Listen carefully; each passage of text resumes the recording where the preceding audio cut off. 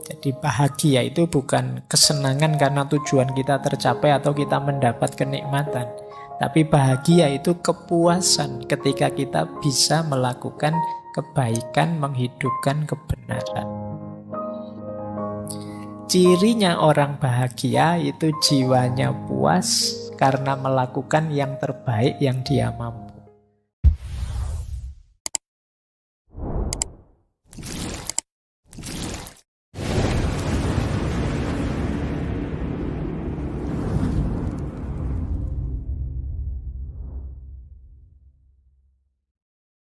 Oke, bismillah. Assalamualaikum warahmatullahi wabarakatuh. Bismillah, mari kita lanjutkan pembahasan kita, ngaji filsafat kita. Malam hari ini kita masih dalam suasana patah hati. Temanya juga tema patah hati. Meskipun ini harusnya minggu-minggu Valentine ya. Yang lain merayakan jatuh cinta, kita merayakan patah hati. Tidak apa-apa. Kelihatannya lebih perlu ditemani mereka yang sedang patah hati. Kalau yang jatuh cinta kan tidak butuh ditemani, mereka malah suka kalau kita tinggal berdua saja. Maka bulan ini kita belajar menemani mereka yang patah hati. Nah, malam hari ini kita akan belajar bagaimana cara mengelola patah hati versi filsafat stoikisme. Sebelum minggu depan kita pungkasi dengan bagaimana mengelola patah hati versi sufisme, versinya tasawuf. Ini stoikisme ini kan belakangan masyhur sekali, populer sekali. Saya tidak tahu kenapa bisa begitu, karena menurut hemat saya filsafatnya stoik ini cocok untuk dipakai mereka yang sedang galau. Mereka mungkin termasuk yang sedang patah hati, termasuk yang menghadapi masalah. Stoikisme enak untuk menguatkan diri. Sering saya bilang yang namanya gagasan, pemikiran, filsafat, apapun itu kita harus ngerti dosisnya, porsi dan proporsinya. Dari situ kita bisa mengambil banyak manfaat. Kapan kita harus agak agresif seperti Nietzsche, agak tenang seperti orang-orang stoik, kapan kita harus agak kritis seperti orang-orang dari tradisi filsafat modern awal dan lain sebagainya. Baik, kita awali ya. Materi malam hari ini tentang stoik. Seperti apa sih orang stoik itu kalau sedang patah hati? Bismillah ya, kita mulai. Saya awali dari sini ya. Saya tidak sengaja tadi membaca bukunya Catherine Rando tentang 7 tipe kepribadian. Salah satu di antara 7 ini tipe stoik. Nanti kita lihat ya, teman-teman ini kepribadian yang bagaimana. Jadi ada 7 tipe kepribadian. Yang pertama idealis, yang kedua realis, yang ketiga pragmatis, yang keempat visioner, yang kelima dissenter, yang keenam kuesioner, dan yang ketujuh stoik. Jadi ada 7 tipe. Sebenarnya banyak teori-teori semacam ini, tapi coba kita lihat yang versi ini ya. Nanti untuk bahan introspeksi kita, aku itu orang yang seperti apa? Yang nomor 1 orang idealis. Idealis itu orang yang punya keyakinan bahwa ada sesuatu yang harus dan pasti terjadi. Ini orang idealis. Hidupnya harus begini, harus begitu, itu orang idealis. Nah, orang seperti ini itu bagus, tapi kadang-kadang dia jadi rentan. Ketika cocok dengan idealismenya, itu dia terus mudah dipengaruhi. dalam rangka mewujudkan idealismenya itu dia jadi rentan, kadang-kadang mudah tertipu, mudah dipengaruhi. Nah, ini yang sering dimanfaatkan oleh promosi-promosi dan lain sebagainya. Misalnya kalian punya idealisme, apalah, punya tubuh yang ideal, body goal misalnya. Hari ini kan banyak istilah-istilah seperti itu. Terus kamu diet lah, senam lah, dan lain sebagainya demi ini. Tidak salah, tapi kadang-kadang ada sampai tataran idealis, harus begitu, harus begini. Nah, itu kita rentan mudah dimanipulasi. Jadi mudah ditipu orang karena idealisme kita. Yang kedua, kadang-kadang para idealis ini mimpinya besar, agak jauh dari realitas. Namanya idealis, kata dasarnya ide, hidupnya di angan-angan. Nah, ini yang sering jadi masalah. Karena ya betapapun kita harus menghadapi kenyataan. Ada banyak di sekeliling kita orang-orang yang terjebak dalam idealismenya dan sulit menghadapi kenyataan hidup. Nah, kita orang seperti itu apa tidak? Ya monggo teman-teman refleksi sendiri ya. Untuk mengatasi agar tidak terlalu idealis, di buku itu disarankan coba lebih sering mempertanyakan diri. Lebih sering mengambil jarak, kemudian berefleksi, apa seharusnya aku begini? Apa seharusnya dalam hidup itu seperti ini? Nah, ini bagi orang-orang yang merasa idealis. Ya sopo ngerti nanti tiba-tiba temanmu mengkritik dirimu, wah kamu itu terlalu idealis. Nah, coba kamu refleksi ya. Aku disebut idealis itu kira-kira di titik mana? Mana dari ideku atau gagasanku yang tidak membumi? Ini tipe pertama. Biasanya mahasiswa-mahasiswa banyak yang tipenya idealis. Masih pikirannya melangit. Nah, itu cirinya idealis. Ya enggak apa-apa, memang semangat muda kan begitu. Ingin mengubah dunia. Baik, yang kedua, kebalikannya idealis. Kelompok realis. Kelompok realis ini berhenti hanya pada fakta dan kenyataan. Tidak punya visi ke depan. Tidak suka hal-hal yang emosional, perubahan, pengembangan, dan lain sebagainya. Ini orang realis. Ya kalau kalian kadang-kadang kan ketika terlalu idealis, terus temenmu ngajak, "Mbok kita itu yang realistis." Nah, tapi kalau kebablasan realistis, kita jadi orang realis. Orang realis itu ya wis, pokoknya hidup ini lihat saja kenyataan apa adanya dan terima. Nah, orang realis ini kesulitannya, orang-orang semacam ini berhenti pada fakta, berhenti pada kenyataan. Dia tidak punya mimpi besar.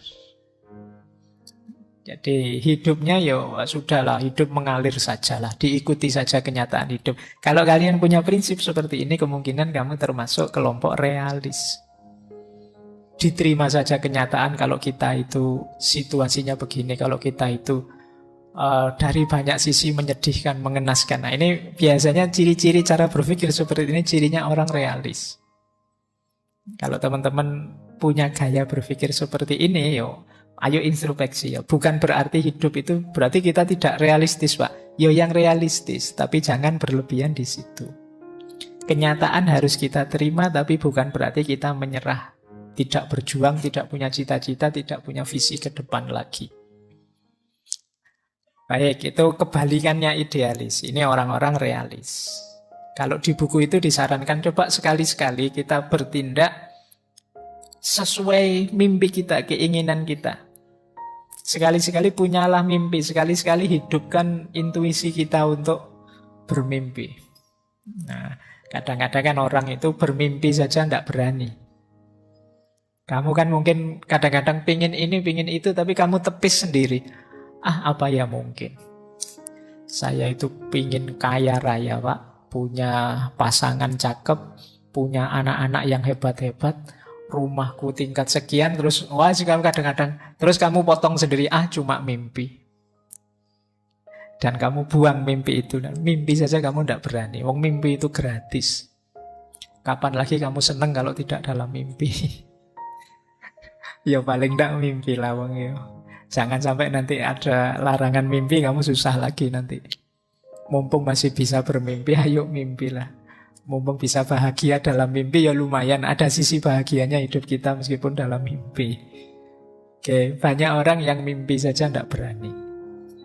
Kamu bermimpilah setinggi langit tidak apa-apa, tapi ketika menjalani hidup ya pertimbangkan kenyataan juga. Biar tidak terjebak jadi orang realis atau orang idealis.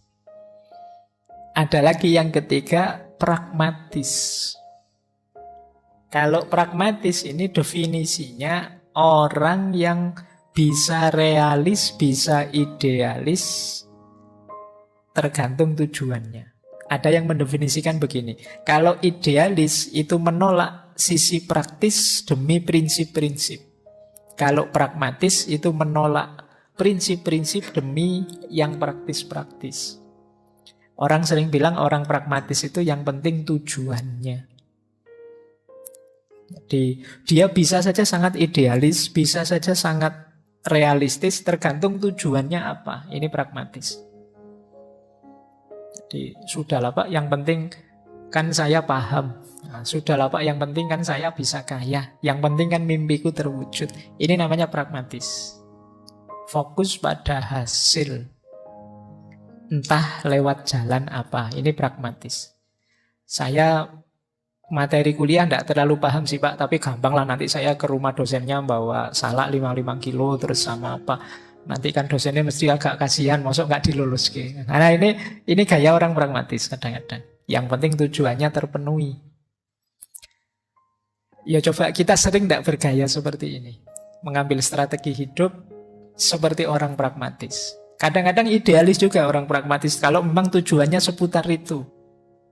Jadi saya itu hidup itu ingin jadi orang yang bisa menghidupkan ide-ide besar saya Pak. Nah ini nanti ya dia kalau tujuannya itu ya secara pragmatis dia menuju ke sana. Sulitnya orang pragmatis itu dia mudah diombang-ambingkan situasi. Orang pragmatis itu ya kekurangannya memang dia kesulitan di prinsip-prinsip hidup. Dia sering dan mudah terjebak oleh kepentingan-kepentingan hidup. Jadi tujuannya apa itu saja. Makanya hari ini ada istilah-istilah politisasi agama atau politisasi apa dan lain sebagainya. Ini sebenarnya mode hidup pragmatis. Jadi sesuatu yang dikejar hanya kepentingan kita saja. Nah, yang penting ini, yang penting itu. Nah, kalau sering-sering pakai kalimat yang penting, titik-titik, itu kemungkinan kita orangnya pragmatis. Jadi yang penting celananya tidak melorot, saya tadi ada. Sabuknya lupa bawa, ya pakai tali rafia saja. Yang penting, nah, ini gaya pragmatis. Ya, sisi yang sangat sederhana itu. Jadi, kok lupa ya saya tidak pakai ini? Ah sudahlah, cukup ini. Tidak ada rotan, akar pun jadi. Nah, ini gaya pragmatis.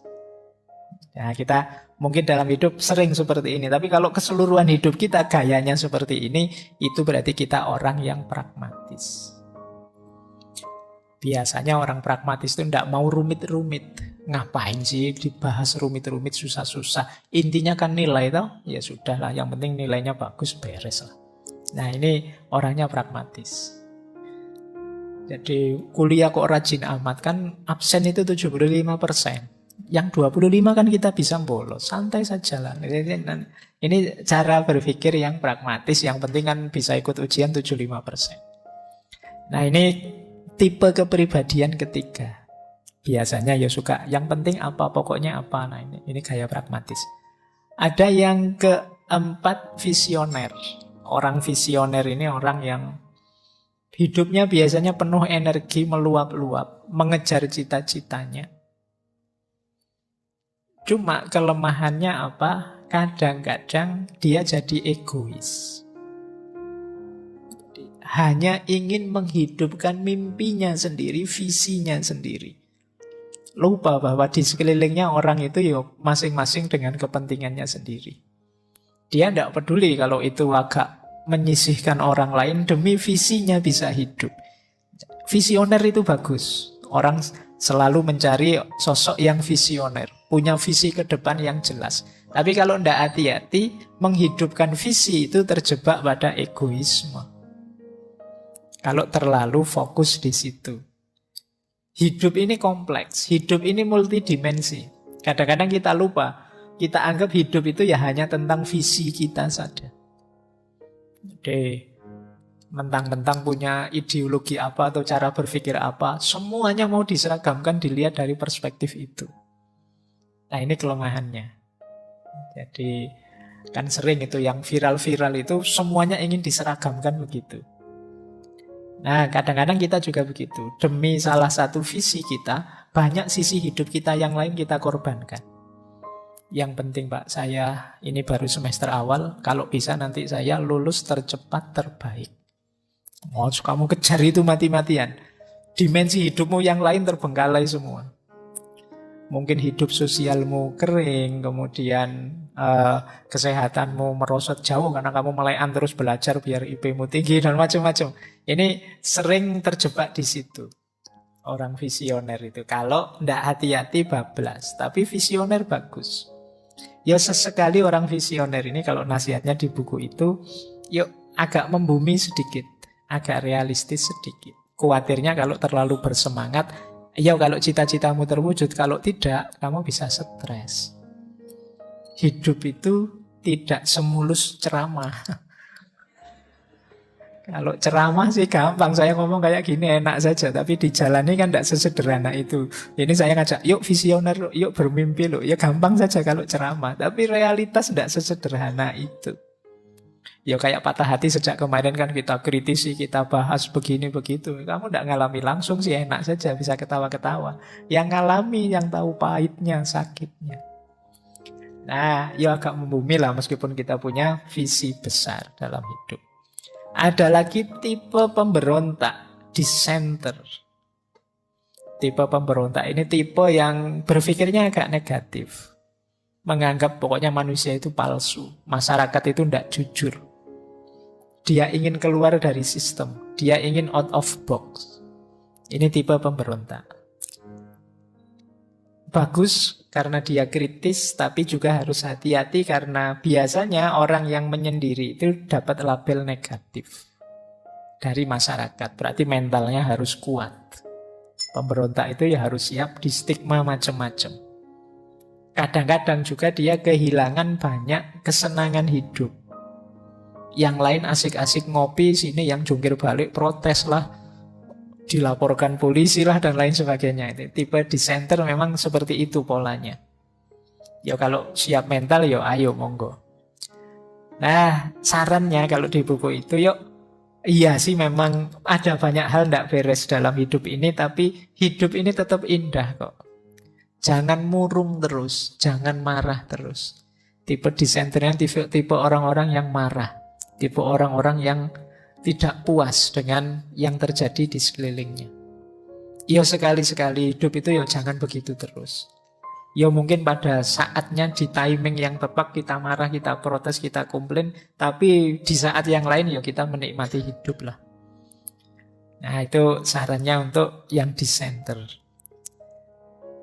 Terus ada lagi tipe kuesioner. Ini para filosof banyak yang seperti ini. Tipe kuesioner itu tipe yang skeptik, selalu ragu, bertanya dan mempertanyakan. Apa-apa ingin dia tahu sampai dalam. Bagus. Khususnya untuk mahasiswa filsafat yang belajar filsafat, dalam banyak hal kita memang perlu kedalaman. Tapi tidak harus semuanya diperdalam, nanti kamu capek, waktumu habis. Kalau kamu diskusi filsafat terus, ngopinya kapan? Santai-santaimu kapan? Tapi memang ada orang yang tipe kuesioner ini. Apa-apa ditanyakan. Diajak ngopi pun hakikatnya kopi itu apa kira-kira? Oh no. Jadi apa makna dari kebersamaan kita nongkrong di kafe ini? Misalnya, jadi apa-apa ingin dibahas dalam. Nah, di buku itu dijelaskan khawatirnya nanti kita melewatkan banyak hal.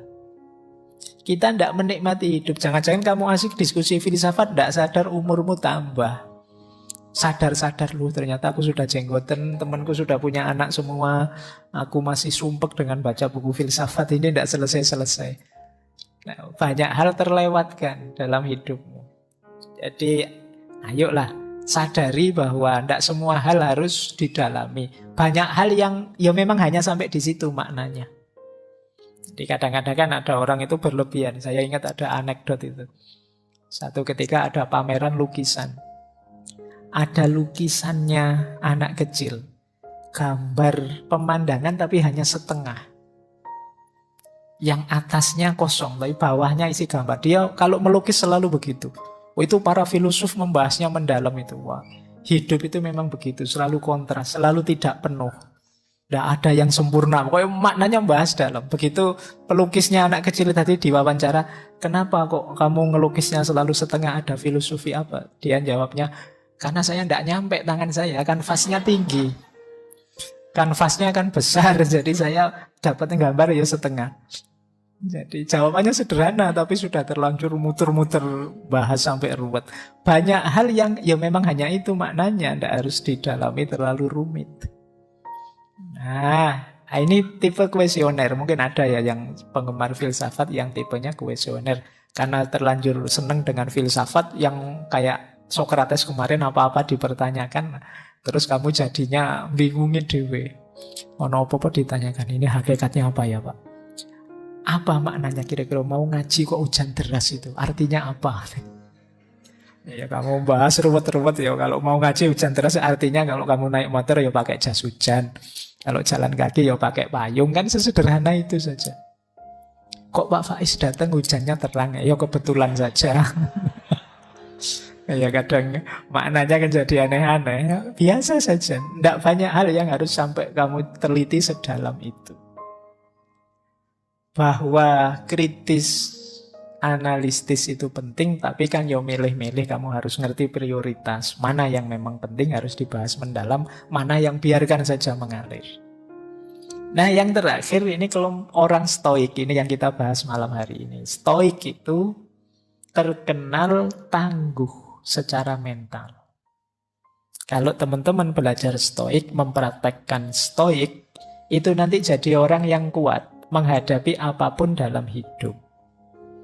Meskipun ada kelemahannya, tentu saja. Orang stoik ini ibaratnya sepak bola, dia kalau ndak back ya penjaga gawang. Dari sisi keluar, dari sisi hubungan dengan orang lain dan yang sejenis itu agak tawar. Jadi dia agak misterius. Emosinya tidak terlalu kelihatan, itu orang stoik. Kita kadang menyebutnya, wah orang ini tenang sekali. Ya dari sisi itu kita baca dia orang tenang. Tapi dari sisi dia agak misterius, agak tidak kelihatan emosinya, itu kadang-kadang membuat kita tidak nyaman kalau bergaul dengan orang kayak gini. Kita bergaul dengan orang yang kalau seneng tidak kelihatan, kalau sedih tidak kelihatan, kan tidak enak. Jadi kamu sudah ndagel capek-capek, dia biasa saja, tidak tersentuh. Waktunya sedih, ada berita ini loh teman kita sakit, ada teman kita meninggal. Ya hidup memang begitu, ada yang sakit, ada yang meninggal. Itu kan tidak enak, tidak nyaman. Jadi dari sisi mental tangguh luar biasa. Tapi kadang-kadang dari sisi pergaulan sosial itu rasanya tidak terlalu menyenangkan kalau ada orang agak flat begitu. Jadi orang yang emosinya kelihatan itu kan enak. Kita tahu, oh dia marah ini mesti, dia tersinggung. Kita bisa bersikapnya enak. Tapi kalau punya teman misterius kan susah. Ini temanku ini tersinggung, marah apa biasa, tidak tahu saya. Wajahnya datar terus. Dia seneng apa sedih tidak kelihatan. Itu mewek senyum atau mewek sedih itu podo wae. Nah ini ya coba deh kamu. Itu kelemahannya stoik. Dari sisi mental tangguh, tidak masalah. Makanya di buku itu disarankan kalau mungkin teman-teman orang yang sudah tangguh seperti stoik, tidak masalah kok mengungkapkan yang kita rasakan. Wah saya sakit ini, hati saya tidak apa-apa. Biasa saja orang hatinya sakit. Dan juga sadari bahwa orang lain juga perlu ditanggapi, perlu diapresiasi. Tidak hanya urusan kekuatan batinmu. Baik. Nah malam hari ini kita ambil stoik sebagai perspektif. Karena ketika kita patah hati, ya tentu saja kita perlu ketangguhan jiwa. Maka perspektif-perspektif stoik penting kita pertimbangkan. Kalau sedang patah hati kok tipenya kuesioner, itu tambah sumpek karena kamu bertanya, mengapa aku begini? Mengapa aku begitu? Tambah susah lagi ya. Apalagi tipenya idealis. Wah, entah engkau meninggalkanku, aku tidak. Bagiku engkau tetap bersamaku. Itu susah sudah. Tidak bisa menerima kenyataan sudah. Oke, jadi kita mulai ya. Ini pengantar saja. Paling tidak kita nambah wawasan baru. Ada tipe-tipe orang seperti ini. Silahkan nanti teman-teman refleksi ya. Saya itu lebih dekat ke tipe yang mana ya. Dan tipe itu bukan harga mati. Jadi jangan merasa, wah saya kok tipenya kuesioner Pak. Berarti saya ini tidak terlalu bagus ya. Enggak. Bisa kamu ubah kok.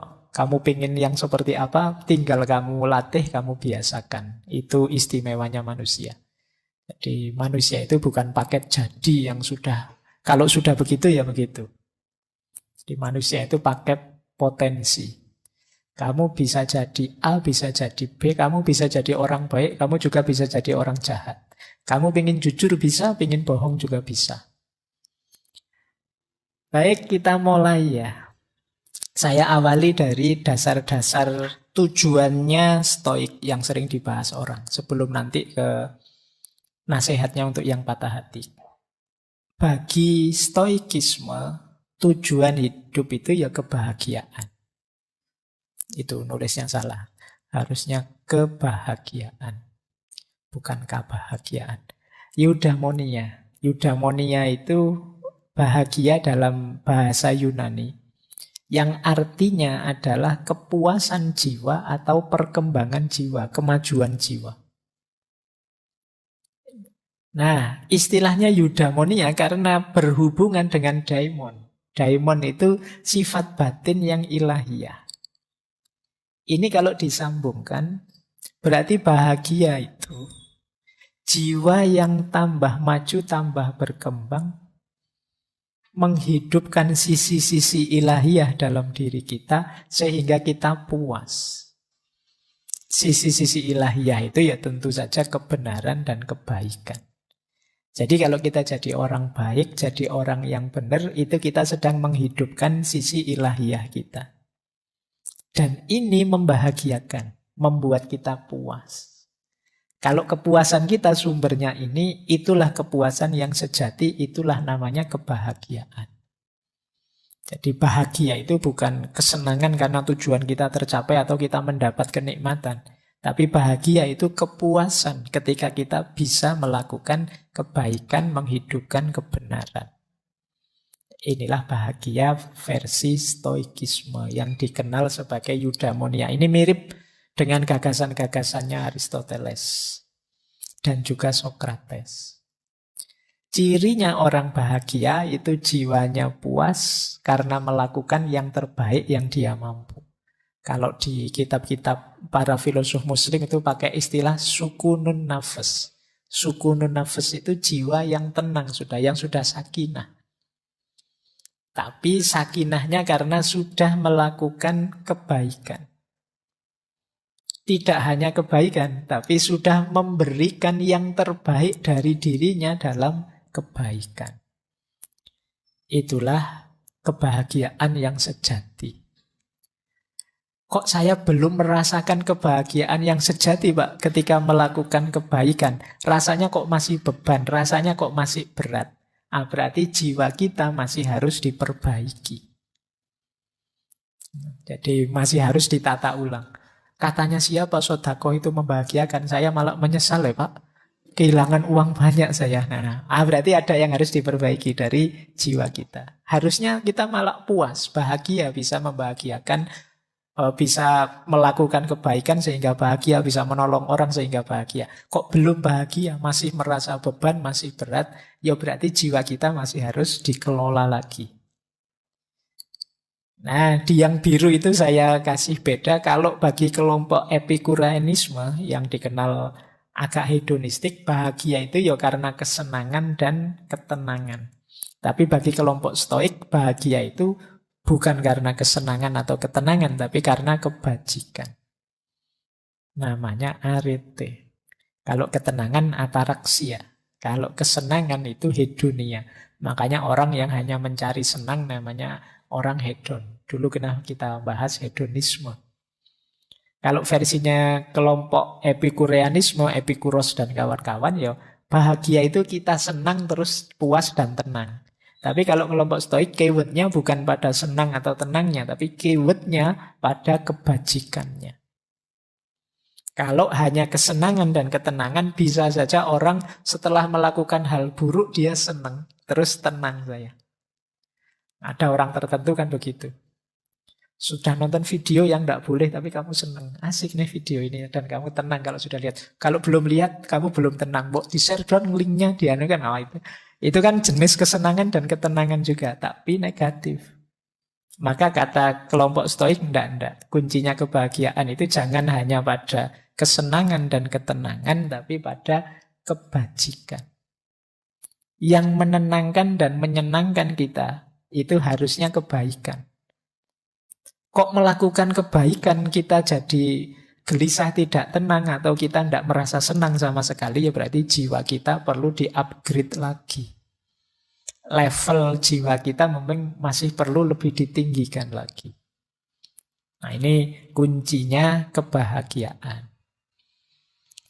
Nah, ada lagi teori yang mungkin menarik dari kelompok Stoik, namanya Stoic Triangle of Happiness. Segitiga kebahagiaan versinya kelompok Stoik. Kuncinya apa bahagia itu? Yang pertama virtue tadi, kebajikan. Yang kedua kontrol. Dan yang ketiga responsibility, tanggung jawab. Orang itu bisa bahagia kalau dia baik. Yang kedua kalau dia tahu mana yang bisa dia kontrol dan mana yang tidak.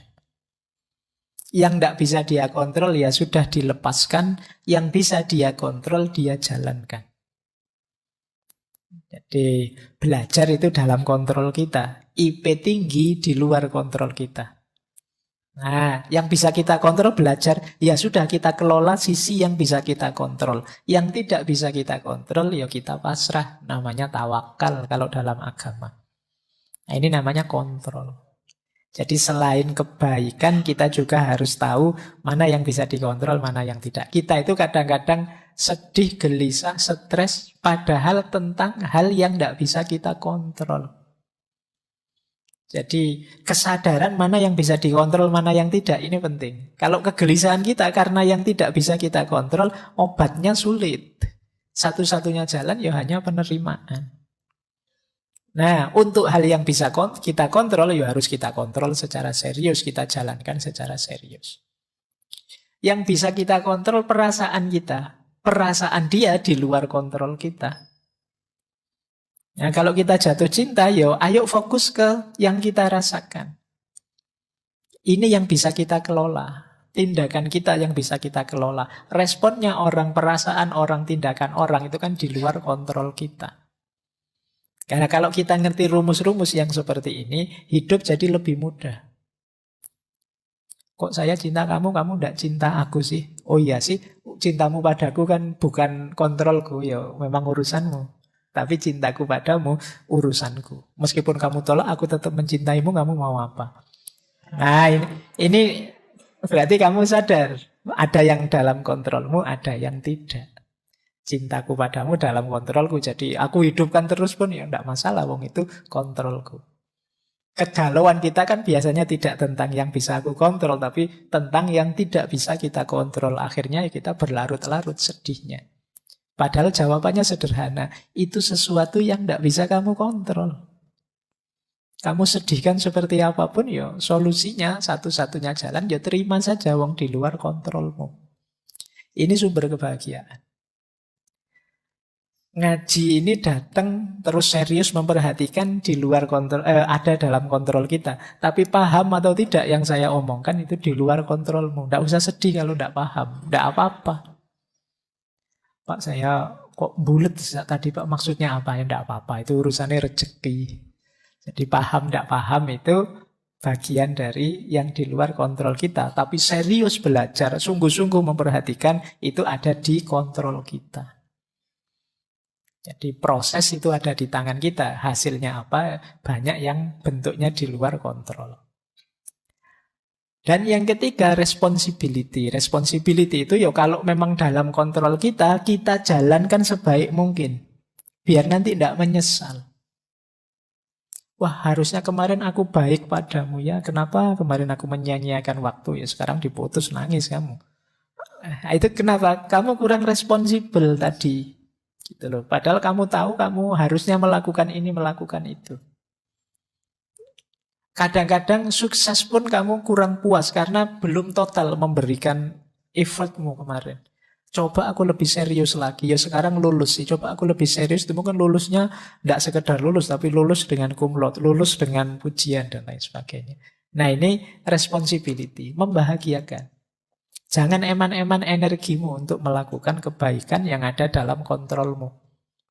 Jangan eman waktu, eman tenaga kalau itu memang kebaikan. Karena akan membuahkan kebahagiaan.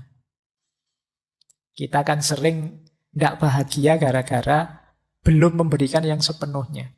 Kalau sudah memberikan yang sepenuhnya, kadang-kadang memang bisa gagal. Tapi kita puas. Ya sudah Pak kalau hasilnya begitu. Wong saya sudah maksimal mengusahakannya. Kita puas sudah. Kebahagiaan itu di situ. Ketenangan, kepuasan kita setelah melakukan ikhtiar yang maksimal. Hasilnya apa kita terima. Itu kalau dalam bahasa agama ya kita tawakal sudah. Alhamdulillah kalau hasilnya luar biasa. Kalau tidak pun kita siap. Baik, ini teori dari Stoik. Kamu boleh cari dalilnya, Qur'annya, banyak yang mendukung konsep semacam ini. Kita lanjutkan. Nah, ini juga konsep dari Stoik namanya cardinal virtues. Kebajikan yang utama. Ini mbahnya kebaikan. Semua kebaikan turunan dari 4 kebaikan ini. Tadi kan salah satu sumbernya orang bahagia itu baik. Virtu, kebajikan. Nah, kebajikan yang pokok itu ada 4. Yang pertama wisdom, yang kedua temperance, yang ketiga justice, yang keempat courage. Jadi wisdom itu kebijaksanaan, tahu mana baik, mana buruk. Temperance itu kesederhanaan yang moderat, kemampuan mengendalikan diri, mengenali diri. Kemudian justice. Justice itu keadilan, kebijaksanaan moral, impartiality, tidak berpihak. Dan yang keempat courage. Courage itu berani. Jadi tidak pengecut, tidak lari dari gelanggang. Siap menghadapi ujian apapun dalam hidup. Kalau kita punya 4 karakter ini, ya insya Allah kita terbawa ke ranah kebahagiaan. Orang itu yang tidak wisdom sulit bahagia. Yang hidupnya berlebihan, tidak sederhana, tidak moderat, pasti juga ketemu banyak kepahitan-kepahitan.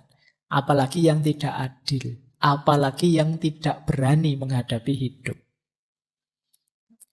Makanya ini disebut cardinal virtues. Kebajikan-kebajikan pokok. Nah, sebelum kita masuk ke patah hati ya, ini saya banyak sekali ditanya ini tentang stoik. Apakah stoik itu sejenis toxic positivity? Toxic positivity itu kan semacam menipu diri dengan perspektif yang positif. Jadi kamu misalnya habis dipukuli temanmu, terus temanmu bilang sudahlah diambil hikmahnya saja. Pasti ada positifnya kok, enggak apa-apa. Pukulanku itu membawa hikmah besar dalam hidup. Nah, ini namanya toxic positivity. Kita sering memanipulasi diri dengan cara seperti itu. Memproyeksi citra yang positif, padahal ya kita enggak merasa positif. Jadi kalau istilah lainnya toxic positivity itu semacam represi emosional. Sebenarnya kita merasa marah, tapi terus jangan marah begitu. Singkirkan rasa marahmu, mari kita ganti dengan hidup ini yang pemaaf. Jadi ya kita masih marah sih, tapi karena direpresi seperti itu tidak berani menampilkan. Akhirnya terpendam kemarahan itu. Mungkin kalau ada momen bisa meledak itu. Ini namanya toxic positivity. Nah, ini banyak lah motivasi-motivasi, motivator-motivator itu yang mengajak kita ke sini. Nah, kemarin banyak yang kritik stoik itu sejenis toxic positivity, jangan-jangan. Jadi memberi racun yang positif sehingga kita lupa dengan kondisi emosi kita yang asli. Kita jadi orang yang palsu. Marah kok tidak boleh marah, tersinggung tidak boleh tersinggung, dan lain sebagainya. Ini jenis toxic positivity. Tapi sebenarnya orang stoik itu tidak begitu. Stoik itu justru menyarankan kita terima saja dan akui apa yang kita rasakan. Bukan memanipulasinya. Kalau memang sakit, bilang saja sakit. Kalau memang tersinggung, bilang saja tersinggung. Kalau memang tidak cocok, bilang saja tidak cocok. Ya setelah itu kita kelola secara positif. Jadi tidak diingkari, tapi diterima dan dikelola secara positif. Itu rute hidup ideal versi stoik menurut saya ya, yang tak gambar itu. Jadi hidup ideal itu hidup yang disadari. Kalau sudah sadar, diterima. Kalau sudah diterima, dikendalikan. Kalau sudah dikendalikan, dijalani versi terbaiknya. Setelah itu kita belajar untuk jadi lebih baik. Ini rute idealnya hidup. Kalau teman-teman membaca tulisan-tulisannya para filosof stoik. Tentu saja diawali dari ilmu. Sadar, tadi kan kita harus punya ilmunya. Ngerti tentang aku itu apa dan bagaimana. Kalau sudah terbuka siapa aku dengan segala karakterku, dengan segala kurang dan lebihku, terus kita terima. Oh iya, ternyata aku ini orangnya memang tidak suka mewah-mewahan sih, tapi ada mindernya juga. Dan ini diterima apa adanya. Setelah itu dikendalikan. Dikendalikan itu, oh ini buruk. Jangan aku lampiaskan keluar. Kalau ini baik. Oh kalau ini cukup untuk aku sendiri. Kalau ini bisalah untuk orang lain. Kalau ini namanya mengendalikan. Jadi ngerti batas kita. Ini namanya mengendalikan. Setelah itu apa? Dijalankan versi terbaiknya. Apa sih yang terbaik yang bisa aku lakukan untuk hidupku dan untuk sesama di sekelilingku. Setelah itu kita belajar lagi apa yang lebih baik. Aku harus meningkat bagaimana. Aku harus lebih baik yang seperti apa. Nah ini pandangannya stoikisme tentang hidup. Jadi kalau ada yang tanya, Pak, stoik itu jangan-jangan sejenis positivitas yang toksik, yang meracuni pikiran kita sehingga kita palsu. Nah kalau definisinya toxic positivity itu adalah menipu diri, jadi kita tidak menyadari hakikat emosi kita, ya. Kalau di stoikisme tidak begitu. Kalau di stoikisme justru kita diminta menyadari dan menerima, meskipun nanti ujungnya kita diminta memperbaiki. Saya akhiri sekian untuk malam hari ini. Kurang lebihnya mohon maaf. Wallahul muwaffiq. Wallahu a'lamu bissawab. Wassalamualaikum warahmatullahi wabarakatuh.